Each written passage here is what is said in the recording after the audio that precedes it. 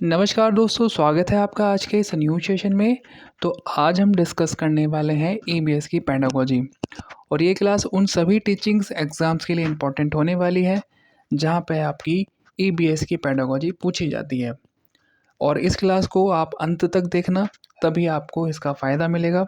तो चलिए आज की क्लास शुरू करते हैं।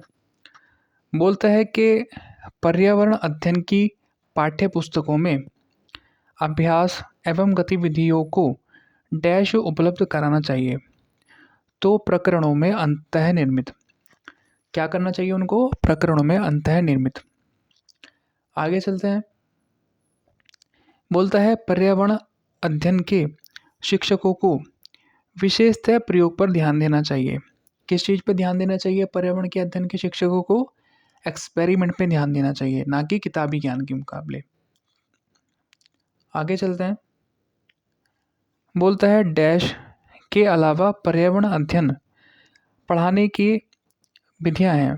तो व्याख्यान द्वारा स्पष्ट करने के जो अलावा हैं वो पर्यावरण अध्ययन पढ़ाने की विधियां हैं। यानी कि आपको पर्यावरण पढ़ाते समय व्याख्यान विधियों का यूज़ नहीं करना है जहाँ पे आपको व्याख्या देनी पड़े, क्योंकि बच्चा व्याख्या में समझ नहीं पाएगा और वो उसको अपने वास्तविक जीवन से जोड़ नहीं पाएगा।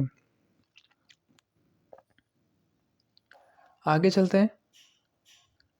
बोलता है रोहन के विद्यालय में एक विज्ञान प्रदर्शनी का आयोजन किया गया था। इसका आयोजन एक उद्देश्य के साथ किया गया था कि आपके विचार के उद्देश्य सर्वाधिक उपयुक्त हैं।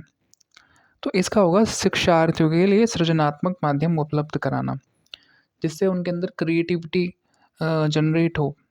ठीक है, सृजनात्मकता का उनके अंदर उदय हो। ठीक है, नई नई टेक्निक्स का वो समझ पाएँ, सीख पाएँ और अपने अंदर से नई नई इनोवेटिव आइडियाज़ ला पाएँ। तो सृजनात्मक माध्यम उपलब्ध कराना इसका ये मेन पर्पस होगा। आगे चलते हैं।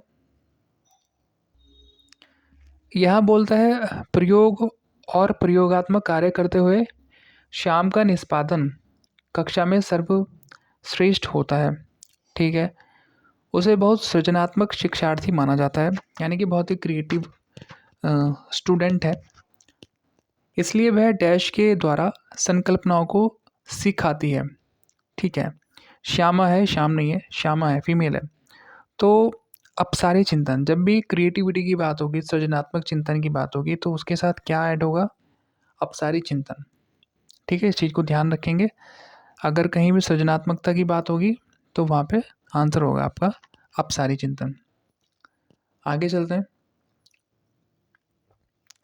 बोलता है सरिता की शिक्षिका उसे विभिन्न समूह गतिविधियों में शामिल कर रखती है, जैसे समूह चर्चा, समूह परियोजना आदि।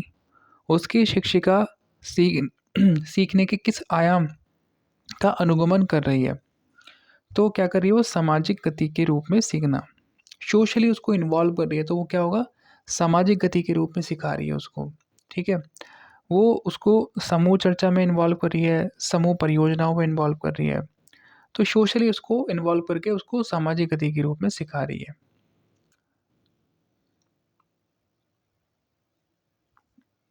आगे बोल रहा है कक्षा 5 का समीर अक्सर समय पर पर्यावरण अध्ययन की शिक्षिका के पास दत्त कार्य जमा नहीं करता है। इससे निपटने का सर्वोत्तम सुधारात्मक उपाय हो सकता है। तो क्या होगा?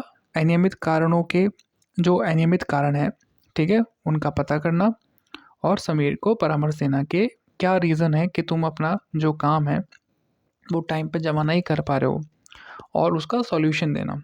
ठीक है, या फिर उसको बताना कि इस तरह करो, ये करो, वो करो।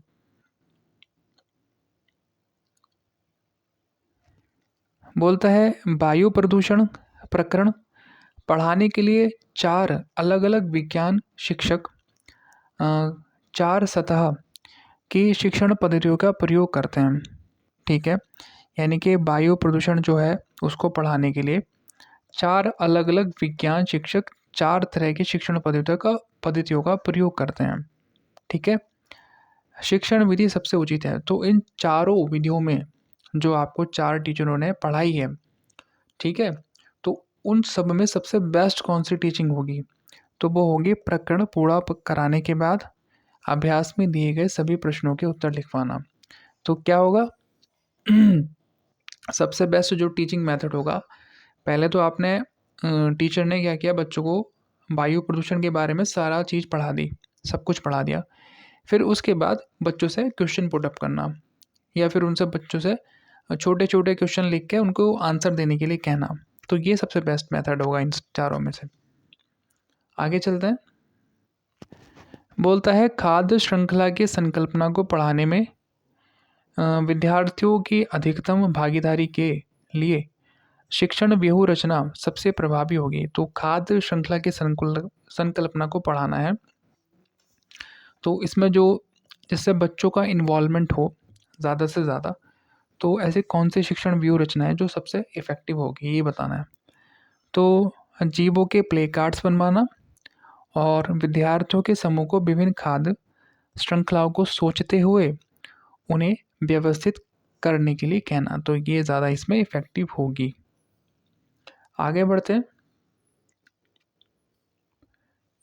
बोलता है भारत में समृद्ध वनस्पति जाति और प्राणी जाति के बारे में पढ़ाने के बाद विद्यालयों द्वारा प्राथमिक कक्षाओं के शिक्षार्थियों को रणथंभौर राष्ट्रीय उद्यान ले जाया जाता है। ठीक बात है। यह डैश में विद्यार्थियों की सहायता करेगा, तो उनके वास्तविक जीवन स्थितियों के साथ जोड़ने में। ठीक है। जब आप बच्चों को क्या करोगे, रियलिस्टिक एनवायरनमेंट दोगे, तो वो अपने जो लाइफ है उसके साथ अपने जो वास्तविक जीवन है उसके साथ जोड़ेंगे उस स्थिति को।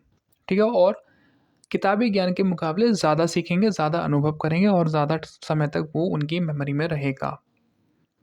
ठीक है।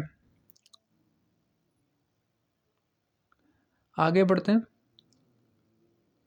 बोल रहा है कि कक्षा में पोषण प्रकरण का परिचय अधिक प्रभावी तरीके से देने के लिए एक शिक्षक को विद्यार्थियों को अपने टिफ़िन बॉक्स खोलने और उसकी सामग्री यानी कि जो भोजन है उसको देखने के लिए कहना चाहिए और बाद में शिक्षक को व्याख्यायित करना चाहिए। ठीक है। तो ये इसका आंसर हो जाएगा।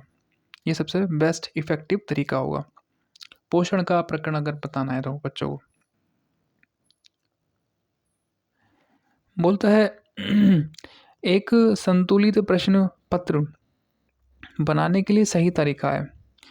तो सबसे पहले डिज़ाइन तैयार करोगे, फिर उसका ब्लूप्रिंट तैयार करोगे, फिर प्रश्न लिखोगे और उनका संपादन करोगे। ठीक है। सबसे पहले आप क्या करोगे, डिज़ाइन बनाओगे, फिर उसका ब्लूप्रिंट बनाओगे, फिर आप प्रश्न लिखोगे और फिर उनका संपादन कर दोगे। तो ये 4 मेथड होंगे। आगे चलते हैं। और ये है हमारा आज का लास्ट का क्वेश्चन है।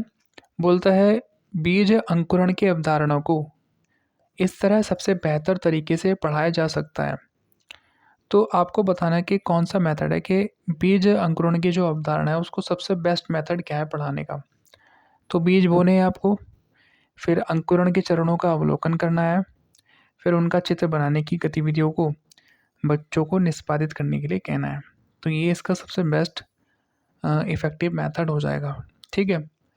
तो ये थी आज की हमारी ईबीएस की पेडागोजी की क्लास। आई होप आपको पसंद आई होगी।